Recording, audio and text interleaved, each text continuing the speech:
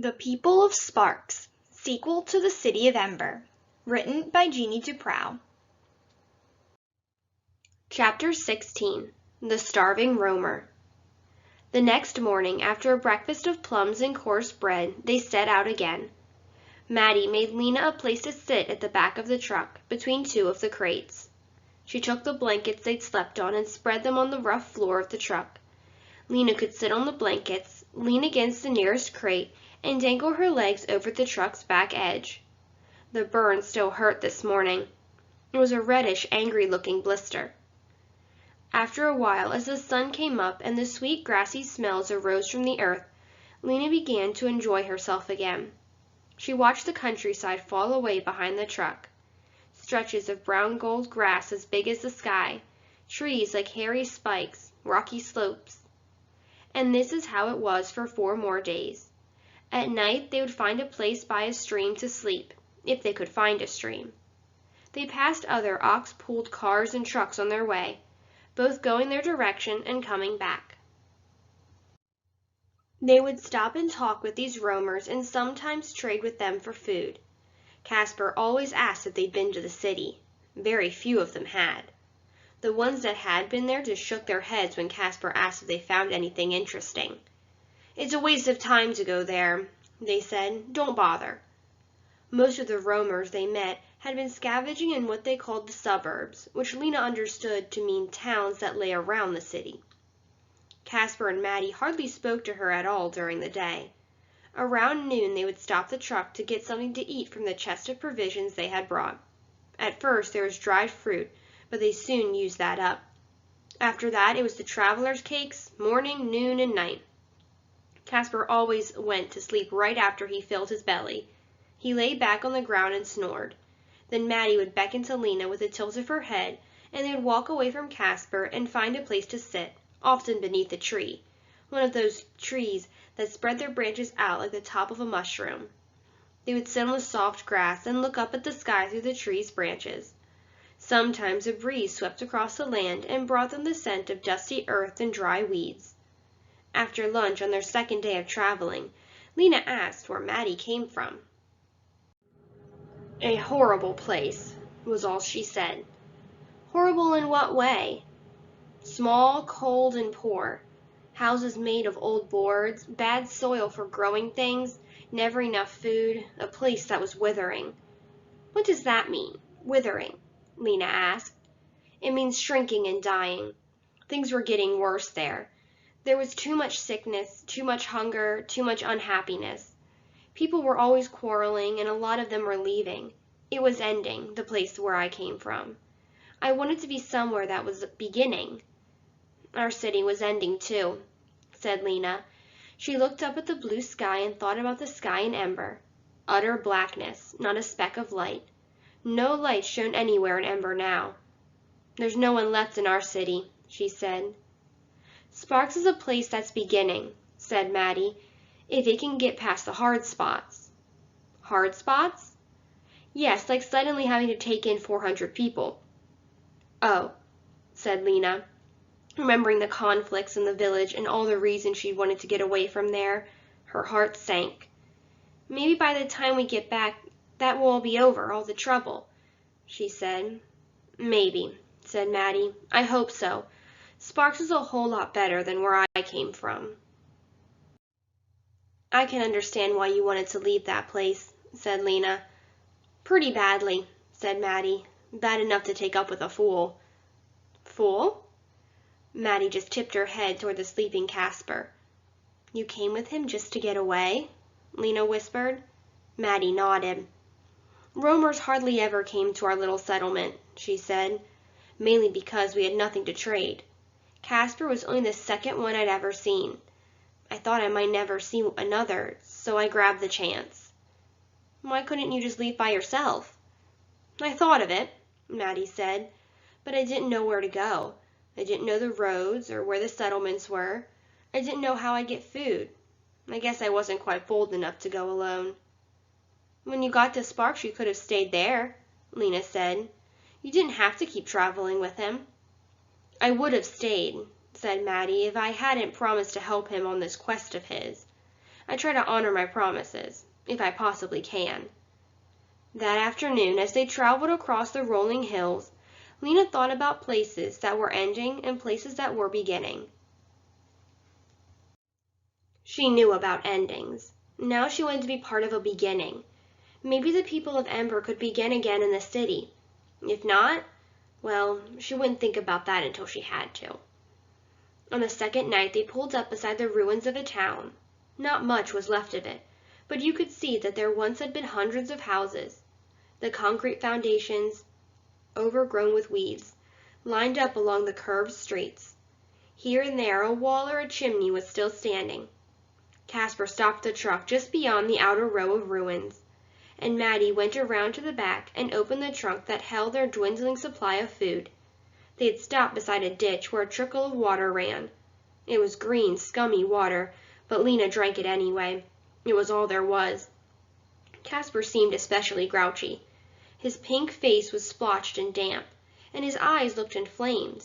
He'd forgotten to twist his mustache into points, and it hung down at the corners of his mouth. He dug a crumbling traveler's cake from the trunk and glowered at Maddie. "What's the matter with you anyway?" he said. "You haven't been very chatty lately." "I'm never chatty," said Maddie calmly. Casper took a savage bite of his cake. "It's like traveling with the tree stump," he said. "I thought you were going to be a pleasant and helpful companion." Maddie did not reply to this. She chewed serenely, gazing out over the acres of fallen houses. Lena realized there was a certain beauty in Maddie that she hadn't seen before. Her back was straight, she held her head high, and there was something unswayable in her. The bones of her face were strong, and her gaze was firm. There was nothing fluttery about her. You could see that Casper was finding out that she was not what he'd taken her for at first. She was more than he'd bargained for. On the third day, near evening, they saw a truck coming toward them from a great distance away. They were on a long straight road with few trees or buildings to block their view, just the dry brown grass and a few ancient fences leaning over, and flocks of birds rising, swooping through the air, and fluttering down again. Up ahead came this dark dot, toiling forward. In 20 minutes or so, the two trucks drew near. Lena stood behind Casper and Maddie, looking forward. This roamer looked poor. He had only one ox, a shaggy, sway-backed animal, and on his truck there were only 2 crates, not 4 as on Casper's. The man himself almost was as shaggy as his ox. His hair was long, and his beard lay like a hairy brown bib against his chest. As he came closer, he stood up on his truck and shaded his eyes with his hand, peering at them. "Watch out for this one," Casper said. "Could be a bandit. Looks bad and mean and dangerous." When the other truck was 20 or 30 feet away, its driver suddenly hauled on the traces. His ox veered, and the truck turned sideways so that it blocked the road. Lena couldn't tell if he'd done this on purpose. His movements were jerky, as if something was wrong with him. He climbed down from his truck and stood in front of it, his neck tucked down and his shoulders hunched as high as his ears. His eyes glittered in his hairy face. He stood there like that, saying nothing, waiting for them. Casper stopped the truck. He stood up and leaned forward. "Out of my way, you ragged wretch! Move that flea-bitten rig!" The roamer came a few paces closer. His mouth opened, a hole in the tangle of a beard, but no words came out. Lena could see the back of Casper's neck flush deep red. "I said out of my way!" He snatched up his whip and sent the long lash curling out toward the man, and it snapped a few feet from his face. The roamer let out a howl. He lurched towards them. All this happened in only a minute or so. Lena's heart was beating wildly. Was it a bandit? Was he going to attack them? She ducked down behind the crate and peered between the slats. Casper raised his whip again. "Come any closer and I'll cut you to shreds," he shouted. But before he could lash out, Maddie grabbed his arm. "Wait," she said. Casper tried to shake her off, but she yanked at him so hard he lost his balance and sat down again. "Why not find out what the man wants before you attack him?" she said. Casper struggled against her, but she was strong. She managed to wrench the whip out of his hand. Then she jumped down and confronted the other roamer, who had halted just in front of the truck.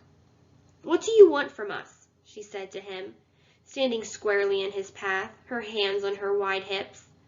"Why have you stopped us like this?" The roamer backed up a step. He looked at her with his mouth hanging open. He was grubby, Lena saw. His hands and his bare feet were nearly black with dirt. He mumbled something. Maddie bent closer to him. "What?" He mumbled again. She turned to Casper, who had climbed down from the truck and was approaching with his fists clenched. "He says he's out of cakes." She turned back to the man. "How long since you've eaten?" The man stared at his hands. He had long, filthy fingernails. His fingers twitched. 3 days, he croaked. "Just crumbs. 3 days. "Well," said Casper, "if you think we're going to supply you with food, you're very mistaken." "Surely we can spare a couple of cakes," Maddie said. Casper's face was dark red. "We cannot," he said. "We are on a special mission, extremely important. We need that food for ourselves. All of it." Lena thought this was unreasonable. "He can have one of mine," she said. Casper whirled around. "No," he said. "You're going to need your strength." "You're being ridiculous," said Maddie, but Casper reached out and pushed her. "Back in the truck," he said. "And you," turning back to the roamer, "get your rattletrap out of my way if you want to stay alive." From the roamer came a sound Lena had never heard from a human being. A hoarse hissing sound, as if he were spitting a stream of fire straight at Casper's face. He did this twice. Then he turned away and scuttled back to his truck. He pulled on the ox's traces and moved a few feet along, just far enough for Casper to drive his truck past it. Casper yelled at him one more time as he passed. "You shouldn't be a roamer if you can't feed yourself." He cracked his whip at the man and drove on. Lena climbed into a crate and sat with her head on her knees for a while after this. She was horrified by the starving, filthy roamer. How did he come to be in such a state? Was it his own fault? Was he a madman? But Casper could have given him something, couldn't he? Or were they so low on food that losing any of it really would harm them? Her stomach lurched. She felt queasy, but she didn't know if it was hunger or horror at what she'd just seen. That night, Lena woke up for a moment and heard the oxen making unsettled noises. She heard a creaking sound too, but the sound stopped, and she went back to sleep. In the morning, Maddie discovered they had been robbed. "Well, well," she said, opening the food chest. "Look here." "What?" said Casper, who was wetting his mustache with spit and twisting it into points. "Someone's been into our food," said Maddie. "I wonder who." Casper jumped to his feet. "Into our food?" "He didn't get much," Maddie said. "Just 3 or 4, I guess." She put her hand in the chest and felt around. "But he left us something." Sputtering with rage, Casper hauled himself up onto the truck. When he looked into the food chest, he let out a string of furious swear words. Lena crept out from under her blanket and stood up. "What is it?" she said. "What happened?" "Our friend from yesterday has been for a visit," said Maddie. "We wouldn't give him what he wanted, so he took it. And he left something for us, too." "Left what?" said Lena. Casper was shaking with fury. His face was dark red. "Looks like dirt," said Maddie. "I think he took what he wanted and dumped a bag of dirt on the rest." She wrinkled her nose. "Might be some ox droppings in here, too." "The skunk!" Casper cried. "The miserable rat!" "In my opinion," said Maddie, "you should have given him a couple of cakes in the first place." "I didn't ask for your opinion," said Casper. "You're going to get it anyway," said Maddie, suddenly fierce. "You turned a crazy old guy into an enemy in less than 2 minutes. You did that. You've done it over and over. I've seen you. You approach people like an enemy, and bam, they turn into one, whether they were to begin with or not." "It's my policy to be ready to defend myself," Casper said, scowling. "At any moment."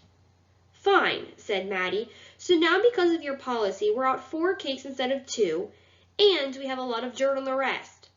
She closed the chest and stood up and glared at Casper with a mixture of anger and scorn.